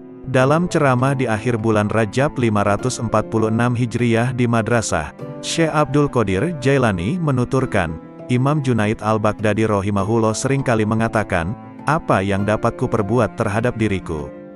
Aku ini hanya seorang hamba dan milik majikanku. Dia telah menyerahkan dirinya kepada Allah, tidak memiliki pilihan lain selain terhadapnya dan tidak mengusiknya. Junaid telah rela dengan apapun yang ditakdirkan kepadanya. Hatinya telah menjadi baik dan nafsunya telah tenang. Dia telah mengamalkan firman Allah Azza wa Jalla, sesungguhnya pelindungku adalah Allah yang telah menurunkan Alkitab, Al-Quran, dan dia melindungi orang-orang yang saleh. Quran Surah Al-A'raf ayat 196. Pada suatu malam, aku mengingat kematian, dan aku menangis dari awal malam hingga waktu sahur tiba. Aku berdoa, ya Tuhanku, aku mohon kepadamu agar malaikat maut tidak mencabut nyawaku, tapi Engkau sendiri yang mencabutnya. Kemudian, aku tertidur, lalu aku bermimpi melihat seorang tua yang mengagumkan dan menawan. Dia kemudian masuk dari arah pintu, dan aku bertanya kepadanya, siapakah engkau? Lalu dia menjawab, aku malaikat maut. Aku katakan kepadanya, aku telah meminta kepada Allah agar dia sendiri yang mencabut nyawaku, bukan engkau yang akan mencabutnya. Malaikat itu balik bertanya, lalu mengapa engkau meminta hal itu, apa dosaku? Aku hanyalah hamba yang mengikuti perintah. Aku diperintahkan bersikap lemah lembut terhadap suatu kaum dan bersikap kasar kepada kaum yang lainnya. Kemudian, dia memelukku dan menangis, maka aku pun menangis bersamanya. Ahmad bin Hanbal rahimahullah berkata, betapa banyak hati yang terbakar oleh kecintaan kepada dunia, padahal di dadanya ada Al-Quran. Sementara, banyak orang saleh yang selalu bangun malam mendirikan salat malam, beramar makruf nahi munkar. Tangan mereka itu terbelenggu oleh sikap wara, sehingga meninggalkan dunia, dan keinginan mereka mencari Tuhan mereka begitu kuat. Maka, infakkan harta kalian kepada mereka itu. Sebab, di kemudian hari mereka itu akan mendapatkan kekuasaan di sisi Allah Azza wa Jalla. Dikutip dari kitab Fath Rabbani. 2. Dialog dengan Iblis. Dalam sebuah riwayat dikisahkan Syekh Abdul Qadir Jailani, seorang ulama yang sangat tinggi ilmunya, suatu malam bermunajat mendekatkan diri kepada Allah. Tiba-tiba dari sudut atas mihrab muncul cahaya yang sangat menyilaukan. Dari arah cahaya tersebut terdengar suara, wahai Abdul Qadir, aku adalah Tuhanmu. Apa yang telah aku haramkan bagimu telah aku halalkan. Syekh Abdul Qadir tertegun mendengar suara tersebut. Setelah sadar dari kekagetannya, beliau berkata dalam hati, Muhammad sallallahu alaihi wasallam adalah Nabi dan Rasulullah yang terakhir, maka tidak mungkin Allah subhanahu wa ta'ala akan mengubah syariatnya. Kemudian Abdul Qadir yakin bahwa cahaya yang datang itu bukan suara Tuhan melainkan iblis. Lalu beliau mengucapkan ta'awuz, auzubillahi minasyaitonirrajim. Tiba-tiba cahaya itu terbakar sambil berkata, sudah banyak orang yang telah aku perdayai, tetapi engkau luput dari tipu dayaku ini. 3. Dialog dengan pemabuk. Kisah ini diriwayatkan dari Syekh Abdul Qadir Al-Jailani rahimahullah. Pada suatu saat, ketika Syekh Abdul Qadir bersama-sama santri-santrinya sedang berjalan melewati sebuah gang di kota Baghdad lama, tiba-tiba mereka bertemu dengan seorang pemabuk yang sedang terbaring di selokan di pinggir jalan. Pakaiannya kotor dan kumuh. Tanpa terduga, pemabuk itu menghentikan langkah rombongan Syekh Abdul Qadir Al-Jailani dan santri-santrinya. Ia memanggil-manggil Syekh Abdul Qadir Al-Jailani seraya berkata, "Wahai Abdul Qadir, Allah itu Maha Kuasa atau tidak?" Sambil tersenyum ramah Syekh Abdul Qadir menjawab pertanyaan itu, "Tentu, Allah Maha Kuasa." Seolah tidak mendengar jawaban Syekh Abdul Qadir Al-Jailani, pemabuk bertanya kembali, "Wahai Abdul Qadir, Allah itu Maha Kuasa atau tidak?" Dengan tersenyum penuh kasih sayang, Syekh Abdul Qadir Al-Jailani meladeni pertanyaan pemabuk itu. "Pasti, Allah adalah zat yang Maha Kuasa atas segalanya." Untuk yang ketiga kalinya, pemabuk itu mengajukan pertanyaan yang sama, "Wahai Abdul Qadir, Allah itu Maha Kuasa atau tidak?" Di saat pertanyaan yang ketiga, tiba-tiba Syekh Abdul Qadir Al-Jailani menangis terseduh. Beliau bersujud kepada Allah lalu berkata, "Demi Allah wahai saudaraku, Allah itu Maha Kuasa, Maha Kuasa, Maha Kuasa." Setelah itu, Syekh Abdul Qadir Al-Jailani memerintahkan kepada santri-santrinya untuk membawa pemabuk itu ke pondok dan memandikannya. Mereka juga diperintahkan untuk memuliakan dan melayaninya dengan sebaik-baiknya. Melihat sikap dan tindakan gurunya, santri-santri itu terkejut dan penasaran. Akhirnya, mereka memberanikan diri untuk bertanya tentang rahasia di balik pertanyaan-pertanyaan pemabuk itu. Syekh Abdul Qadir Al-Jailani mendengar pertanyaan santri-santrinya dengan sabar penuh perhatian. Beliau lalu berkata, "Anak-anakku, maksud pertanyaan pertama pemabuk itu adalah, apakah Allah Maha Kuasa menerima taubatku atau tidak?" Maka aku jawab, "Tentu, Allah Maha Kuasa untuk menerima taubatmu." Sedangkan, maksud pertanyaan yang kedua adalah, apakah Allah Maha Kuasa menjadikanku berada pada kedudukanmu? Maka aku menjawab, tentu, Allah Maha Kuasa untuk itu. Dan pada pertanyaan yang ketiga maksudnya, apakah Allah Maha Kuasa menjadikanmu berada pada kedudukanku? Pertanyaan ketiga inilah yang menyebabkanku menangis karena takut kepada Allah. Lalu aku jawab dengan hati tergetar, tentu, Allah Maha Kuasa, Maha Kuasa, Maha Kuasa. Pertanyaan itu pula yang mendorongku untuk bersujud dan berdoa kepada Allah agar tidak menjadikanku merasa aman terhadap rencana Allah. Semoga Allah memelihara kesehatanku dan menutupi aibku. 4. Dialog batiniah dengan Allah. Dengan nama Allah yang Maha Pengasih lagi Maha Penyayang. Allah Subhanahu wa Ta'ala berkata, "Wahai penolong agung." Aku menjawab, "Aku mendengar panggilanmu, wahai Tuhannya si penolong." Dia berkata, "Setiap tahapan antara alam Na'asut dan alam Malakut adalah syariat, setiap tahapan antara alam Malakut dan Jabarut adalah tarekat, dan setiap tahapan antara alam Jabarut dan alam Lahut adalah hakikat." Lalu dia berkata kepadaku, "Wahai penolong agung, aku tidak pernah mewujudkan diriku dalam sesuatu sebagaimana perwujudanku dalam diri manusia." Lalu aku bertanya, "Wahai Tuhanku, apakah engkau memiliki tempat?" Maka dia berkata kepadaku, "Wahai penolong agung, akulah pencipta tempat, dan aku tidak memiliki tempat." Lalu aku bertanya, "Wahai Tuhanku, apakah engkau makan dan minum?" Maka dia berkata kepadaku, "Wahai penolong agung, makanan dan minuman kaum fakir adalah makanan dan minumanku." Lalu aku berkata, "Wahai Tuhanku, dari apa engkau ciptakan malaikat?" Dia berkata kepadaku, "Aku ciptakan malaikat dari cahaya manusia, dan aku ciptakan manusia dari cahayaku." Lalu dia berkata kepadaku, "Wahai penolong agung, aku jadikan manusia sebagai kendaraanku, dan aku jadikan seluruh isi alam sebagai kendaraan baginya." Lalu dia berkata kepadaku, "Wahai penolong agung, betapa indahnya aku sebagai pencari. Betapa indahnya manusia sebagai yang dicari. Betapa indahnya manusia sebagai pengendara, dan betapa indahnya alam sebagai kendaraan baginya."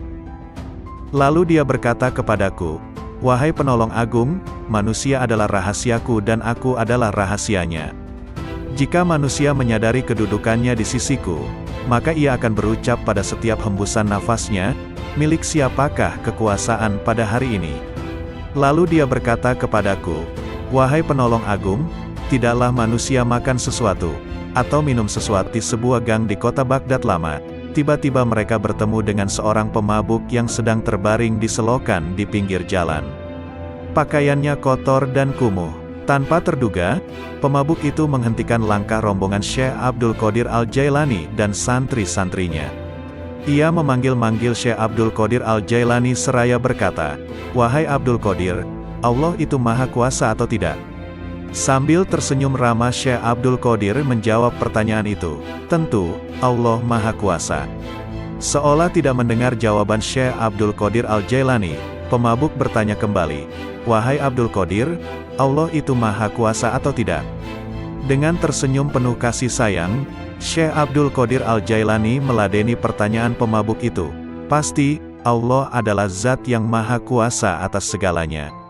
Untuk yang ketiga kalinya, pemabuk itu mengajukan pertanyaan yang sama, wahai Abdul Qadir, Allah itu maha kuasa atau tidak? Di saat pertanyaan yang ketiga, tiba-tiba Syekh Abdul Qadir Al-Jailani menangis terseduh. Beliau bersujud kepada Allah lalu berkata, demi Allah wahai saudaraku, Allah itu maha kuasa, maha kuasa, maha kuasa. Setelah itu, Syekh Abdul Qadir Al-Jailani memerintahkan kepada santri-santrinya untuk membawa pemabuk itu ke pondok dan memandikannya. Mereka juga diperintahkan untuk memuliakan dan melayaninya dengan sebaik-baiknya. Melihat sikap dan tindakan gurunya, santri-santri itu terkejut dan penasaran. Akhirnya, mereka memberanikan diri untuk bertanya tentang rahasia di balik pertanyaan-pertanyaan pemabuk itu. Syekh Abdul Qadir Al-Jailani mendengar pertanyaan santri-santrinya dengan sabar penuh perhatian. Beliau lalu berkata, anak-anakku, maksud pertanyaan pertama pemabuk itu adalah, apakah Allah maha kuasa menerima taubatku atau tidak? Maka aku jawab, tentu, Allah maha kuasa untuk menerima taubatmu. Sedangkan, maksud pertanyaan yang kedua adalah, apakah Allah maha kuasa menjadikanku berada pada kedudukanmu? Maka aku menjawab, tentu, Allah maha kuasa untuk itu. Dan pada pertanyaan yang ketiga maksudnya, apakah Allah maha kuasa menjadikanmu berada pada kedudukanku? Pertanyaan ketiga inilah yang menyebabkanku menangis karena takut kepada Allah. Lalu aku jawab dengan hati tergetar, tentu, Allah maha kuasa, maha kuasa, maha kuasa. Pertanyaan itu pula yang mendorongku untuk bersujud dan berdoa kepada Allah agar tidak menjadikanku merasa aman terhadap rencana Allah. Semoga Allah memelihara kesehatanku dan menutupi aibku. 4. Dialog batiniah dengan Allah. Dengan nama Allah yang maha pengasih lagi maha penyayang. Allah subhanahu wa ta'ala berkata, wahai penolong agung. Aku menjawab, aku mendengar panggilanmu, wahai Tuhannya si penolong. Dia berkata, setiap tahapan antara alam Na'asut dan alam Malakut adalah syariat, setiap tahapan antara alam Malakut dan Jabarut adalah tarekat, dan setiap tahapan antara alam Jabarut dan alam Lahut adalah hakikat. Lalu dia berkata kepadaku, wahai penolong agung, aku tidak pernah mewujudkan diriku dalam sesuatu sebagaimana perwujudanku dalam diri manusia. Lalu aku bertanya, wahai Tuhanku, apakah engkau memiliki tempat? Maka dia berkata kepadaku, wahai penolong agung, akulah pencipta tempat, dan aku tidak memiliki tempat. Lalu aku bertanya, wahai Tuhanku, apakah engkau makan dan minum? Maka dia berkata kepadaku, wahai penolong agung, makanan dan minuman kaum fakir adalah makanan dan minumanku. Lalu aku berkata, wahai Tuhanku, dari apa engkau ciptakan malaikat? Dia berkata kepadaku, aku ciptakan malaikat dari cahaya manusia, dan aku ciptakan manusia dari cahayaku. Lalu dia berkata kepadaku, wahai penolong agung, aku jadikan manusia sebagai kendaraanku, dan aku jadikan seluruh isi alam sebagai kendaraan baginya. Lalu dia berkata kepadaku, wahai penolong agung, betapa indahnya aku sebagai pencari. Betapa indahnya manusia sebagai yang dicari. Betapa indahnya manusia sebagai pengendara, dan betapa indahnya alam sebagai kendaraan baginya. Lalu dia berkata kepadaku, wahai penolong agung, manusia adalah rahasiaku dan aku adalah rahasianya. Jika manusia menyadari kedudukannya di sisiku, maka ia akan berucap pada setiap hembusan nafasnya, milik siapakah kekuasaan pada hari ini? Lalu dia berkata kepadaku, wahai penolong agung, tidaklah manusia makan sesuatu, atau minum sesuatu, dan tidaklah ia berdiri atau duduk, berbicara atau diam. Tidak pula ia melakukan suatu perbuatan, menuju sesuatu atau menjauhi sesuatu, kecuali aku ada di situ, bersemayam dalam dirinya dan menggerakkannya. Lalu dia berkata kepadaku, wahai penolong agung, tubuh manusia, jiwanya, hatinya, ruhnya, pendengarannya, penglihatannya, tangannya, kakinya, dan lidahnya, semua itu aku persembahkan kepadanya oleh diriku, untuk diriku. Dia tak lain adalah aku, dan aku bukanlah selain dia. Lalu dia berkata kepadaku, wahai penolong agung, jika engkau melihat seseorang terbakar oleh api kefakiran dan hancur karena banyaknya kebutuhan, maka dekatilah ia, karena tidak ada penghalang antara diriku dan dirinya. Lalu dia berkata kepadaku, wahai penolong agung, janganlah engkau makan sesuatu atau minum sesuatu dan janganlah engkau tidur, kecuali dengan kehadiran hati yang sadar dan mata yang awas. Lalu dia berkata kepadaku, wahai penolong agung, barang siapa terhalang dari perjalananku di dalam batin, maka ia akan diuji dengan perjalanan lahir, dan ia tidak akan semakin dekat dariku melainkan justru semakin menjauh dalam perjalanan batin. Lalu dia berkata kepadaku, wahai penolong agung, kemanunggalan ruhani merupakan keadaan yang tak dapat diungkapkan dengan kata-kata. Siapa yang percaya dengannya sebelum mengalaminya sendiri, maka ia telah kafir. Dan barang siapa menginginkan ibadah setelah mencapai keadaan wusyul, maka ia telah menyekutukan Allah Subhanahu wa Ta'ala. Lalu dia berkata kepadaku, wahai penolong agung, barang siapa memperoleh kebahagiaan azali, maka selamat atasnya, dia tidak akan terhina selamanya. Dan barang siapa memperoleh kesengsaraan azali, maka celaka baginya, dia tidak akan diterima sama sekali setelah itu. Lalu dia berkata kepadaku, wahai penolong agung, aku jadikan kefakiran dan kebutuhan sebagai kendaraan manusia. Barang siapa menaikinya, maka ia telah sampai di tempatnya sebelum menyeberangi gurun dan lembah. Lalu dia berkata kepadaku, wahai penolong agung, bila manusia mengetahui apa yang terjadi setelah kematian, tentu ia tidak menginginkan hidup di dunia ini. Dan ia akan berkata di setiap saat dan kesempatan, Tuhan, matikan aku. Lalu dia berkata kepadaku, wahai penolong agung, semua makhluk pada hari kiamat akan dihadapkan kepadaku dalam keadaan tuli, bisu dan buta, lalu merasa rugi dan menangis. Demikian pula di dalam kubur. Lalu dia berkata kepadaku, wahai penolong agung, cinta merupakan tirai yang membatasi antara sang pencinta dan yang dicintai. Bila sang pencinta telah padam dari cintanya, berarti ia telah sampai kepada sang kekasih. Lalu dia berkata kepadaku, wahai penolong agung, aku melihat ruh-ruh menunggu di dalam jasad-jasad mereka setelah ucapannya, bukankah aku ini Tuhanmu, sampai hari kiamat? Lalu sang penolong berkata, aku melihat Tuhan yang Maha Agung dan dia berkata kepadaku, wahai penolong agung, barang siapa bertanya kepadaku tentang melihat setelah mengetahui, berarti ia terhalang dari pengetahuan tentang melihat. Barang siapa mengira bahwa melihat tidak sama dengan mengetahui, maka berarti ia telah terperdaya oleh melihat Allah Subhanahu wa Ta'ala.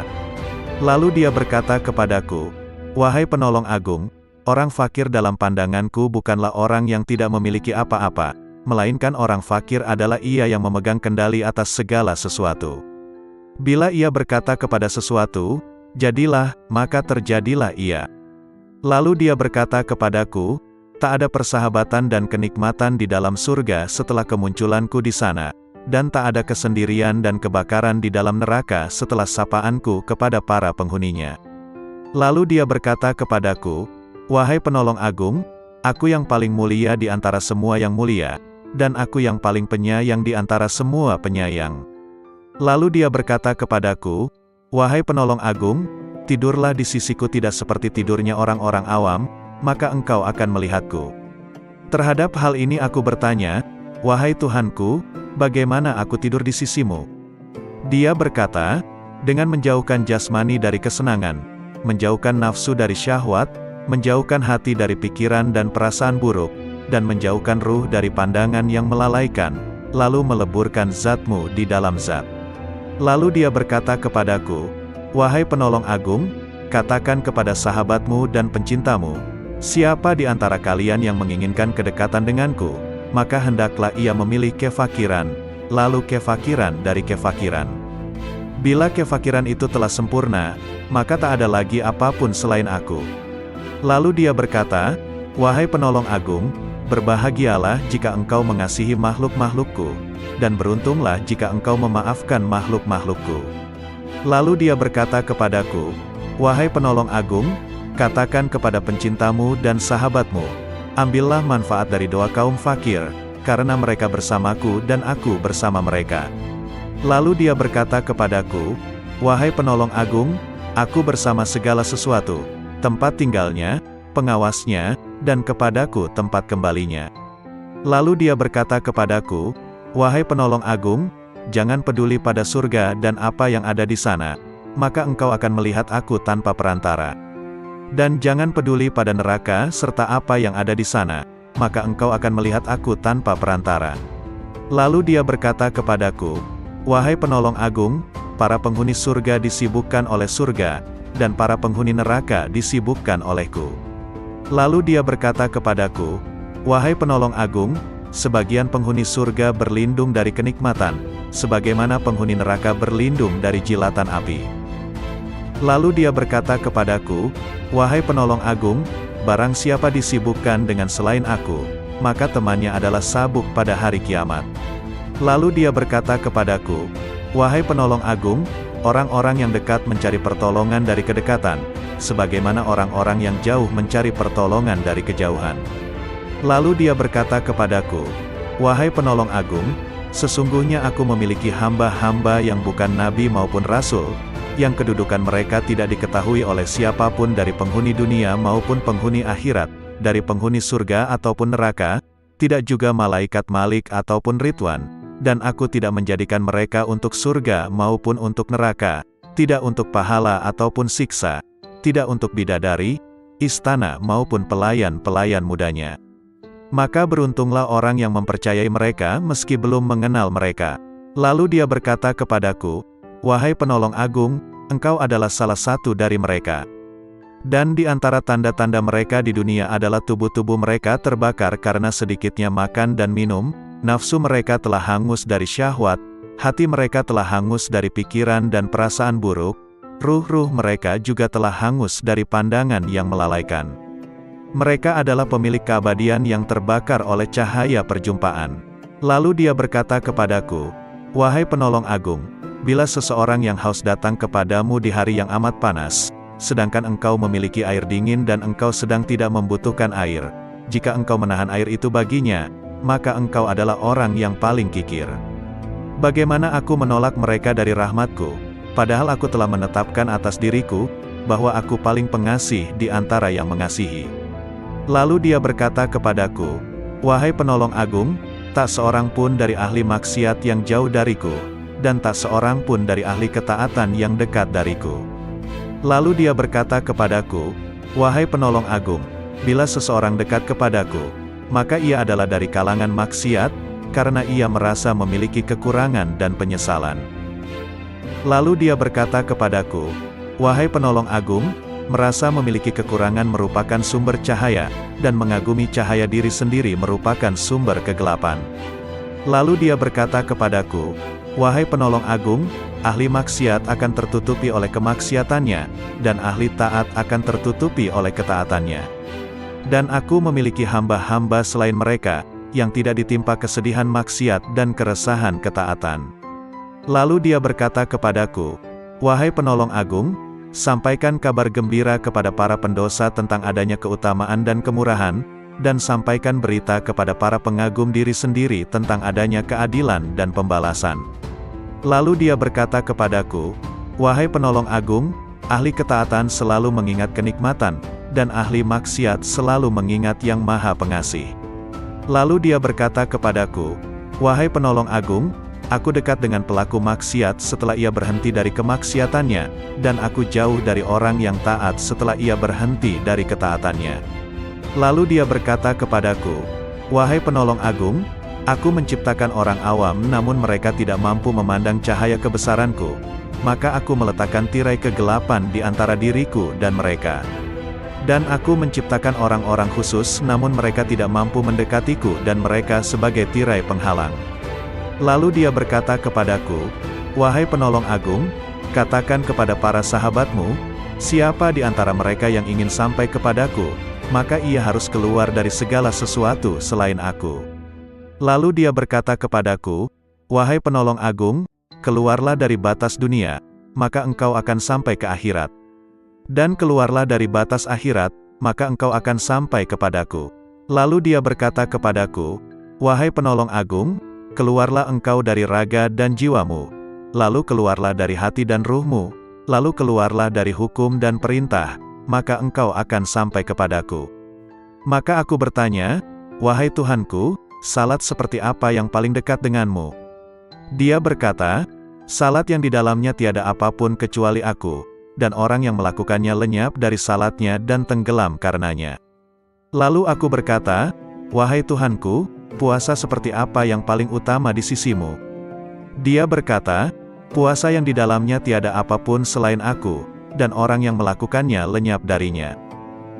Lalu aku berkata, "Wahai Tuhanku, amal apa yang paling utama di sisimu?"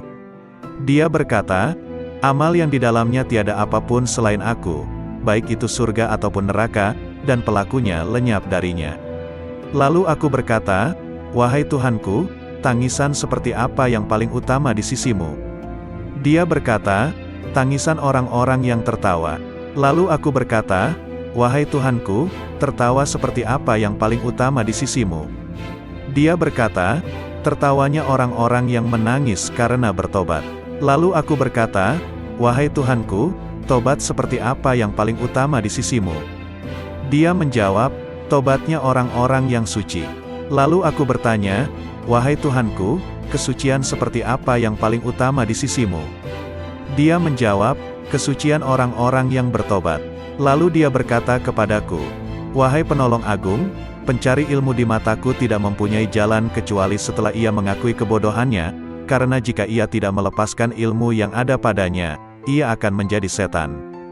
Berkatalah sang penolong agung, "Aku bertemu Tuhanku Subhanahu wa Ta'ala dan aku bertanya kepadanya, 'Wahai Tuhan, apa makna kerinduan?' Dia menjawab, 'Wahai penolong agung, engkau mesti merindukanku dan mengosongkan hatimu dari selain aku.' Lalu dia berkata kepadaku, 'Wahai penolong agung, jika engkau mengerti bentuk kerinduan maka engkau harus lenyap dari kerinduan, karena ia merupakan penghalang antara si perindu dan yang dirindukan.' Lalu dia berkata kepadaku, 'Wahai penolong agung, bila engkau berniat melakukan tobat, maka pertama kali engkau harus bertobat dari nafsu, lalu mengeluarkan pikiran dan perasaan buruk dari hati dengan mengusir kegelisahan dosa, maka engkau akan sampai kepadaku.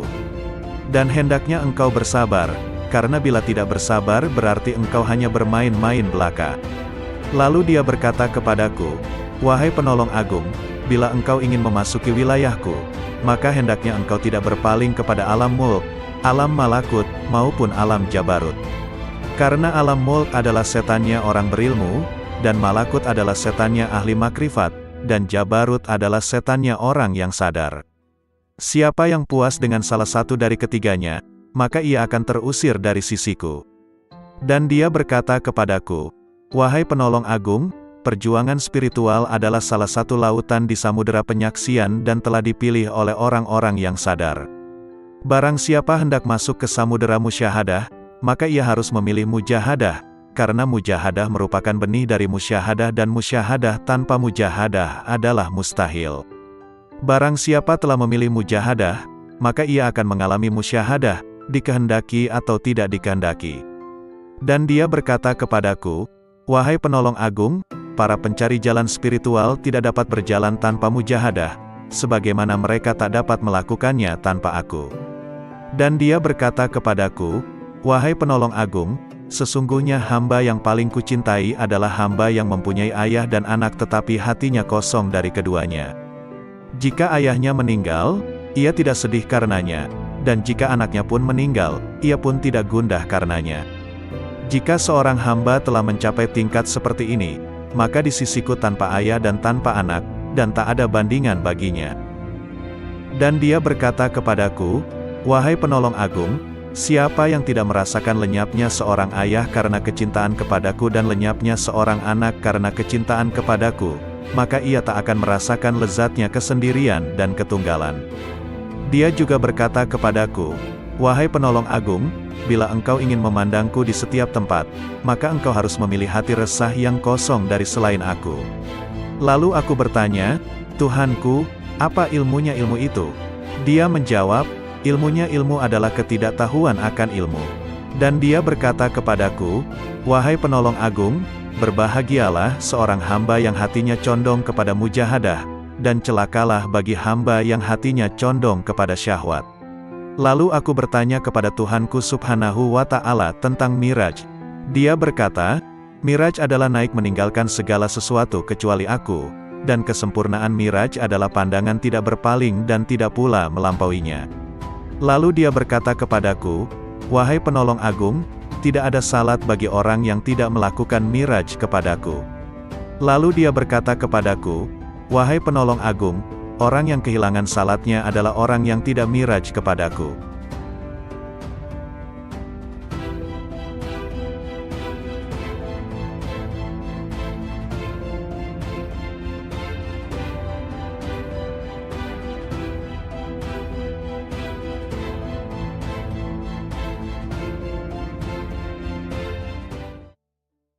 Assalamualaikum warahmatullahi wabarakatuh. Salawat dan salam kita haturkan kepada junjungan kita Nabi besar Muhammad sallallahu alaihi wasallam.